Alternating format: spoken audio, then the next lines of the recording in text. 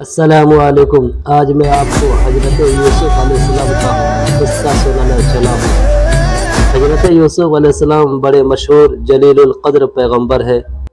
وہ حضرت یعقوب علیہ السلام کے بیٹے ہیں، حضرت اسحاق علیہ السلام کے پوتے اور حضرت ابراہیم علیہ السلام کے پڑ پوتے ہیں۔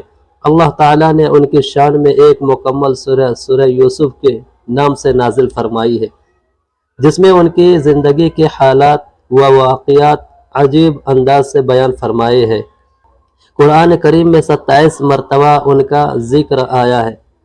ان کی پیدائش حضرت ابراہیم علیہ السلام کے تقریباً 250 سال بعد عراق کے شہر فدائے ارم میں ہوئی۔ بچپن میں ہی وہ اپنے والد کے ساتھ فلسطین آ گئے تھے۔ ان کے 11 بھائیوں میں بنیامین کے علاوہ باقی سب سوتیلے بھائی تھے۔ حضرت یعقوب علیہ السلام ان سے بے حد محبت کرتے تھے۔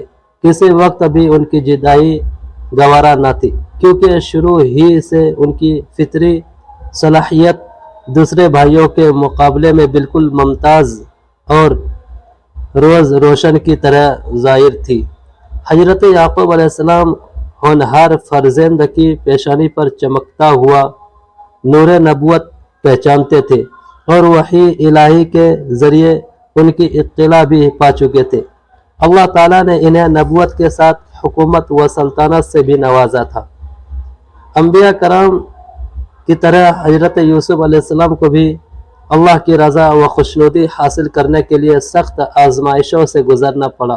چنانچہ والد محترمہ کی شفقت و محبت سے محروم کرنے کے لیے سوتیلے بھائیوں نے سازش کر کے آپ کو اندھیرے کنویں میں ڈال دیا، پھر ایک قافلہ کے ذریعے عزیز مصر کے ہاتھوں بیچ دیے گئے۔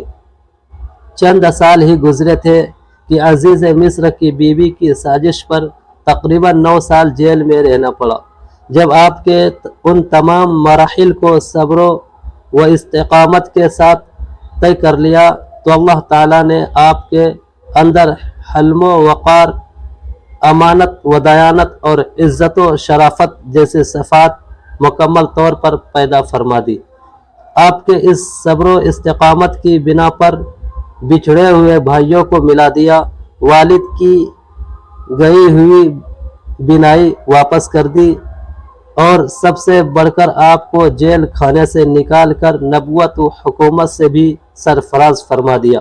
اسی طرح اللہ تعالیٰ صبر کرنے والے اپنے مخلص بندوں کو دین و دنیا کی دولت و عزت عطا فرمایا کرتا ہے۔